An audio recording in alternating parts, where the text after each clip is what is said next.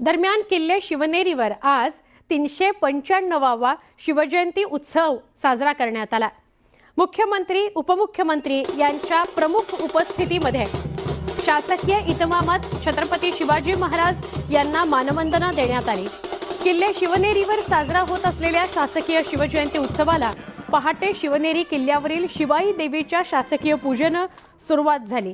पुणे जिल्ह्याचे जिल्हाधिकारी जितेंद्र डुडी यांच्या हस्ते पुणे जिल्हा परिषदेचे मुख्याधिकारी गजानन पाटील यांच्या प्रमुख उपस्थितीत आधी शिवाई देवीची शासकीय पूजा झाली। शासकीय पूजेनंतर शिवाई देवीची सार्वजनिक आरती झाली। शिवाई देवीच्या शासकीय पूजेने किल्ले शिवनेरीवरील शिवजयंती उत्सव सुरू झाला। त्यानंतर मुख्यमंत्री आणि दोन्ही उपमुख्यमंत्र्यांच्या उपस्थितीमध्ये शासकीय मानवंदना शिवरायांना देण्यात आली।